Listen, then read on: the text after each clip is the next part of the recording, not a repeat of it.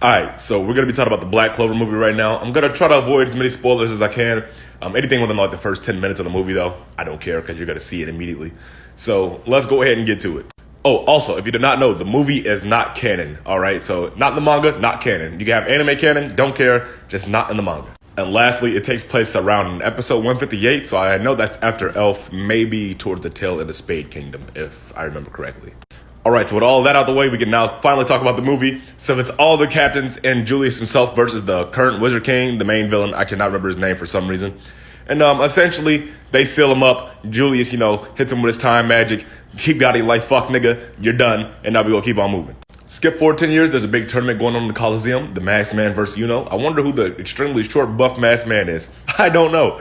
And immediately, as they're about to start fighting, something happens. The guy, main villain, escapes. Oh no, so sad. And it interrupts our tournament, which, that's so tough.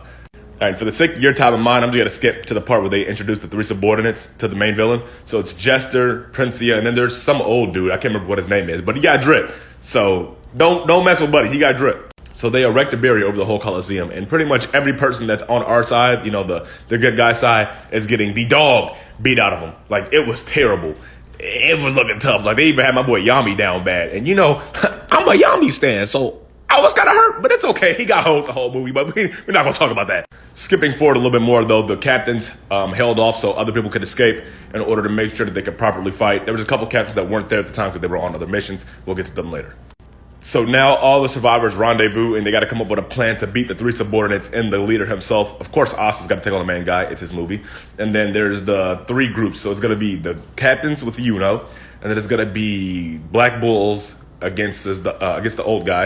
And then there's also going to be the Marileona, my favorite fight in the whole movie, versus Princia. And let me tell you something. That's my wife, if y'all didn't know. Marileona want me for real.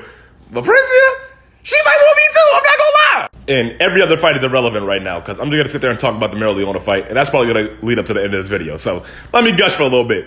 Marileona is so freaking her, bro, that she was losing the fight in the beginning, right? But she wasn't even trying. But Princey is her too. So she starts booting up. They literally booting up the whole time. And they keep cutting off the damn fight. Let us watch the fight, bro. If you're a manga reader, there's going to be a form you see from Marileona that you might recognize. And if you don't read the manga, you're probably going to be a little confused, but you'll enjoy it all the same. Black Bulls versus Old Dude was boring. We're not even going to talk about that. It was so trash. Captains and versus Jester was actually pretty solid. I give that one about a 7 out of 10. And then Asta versus the main bad guy was actually pretty solid. I give that one a 9 out of 10, especially the animation. It was chef's kiss.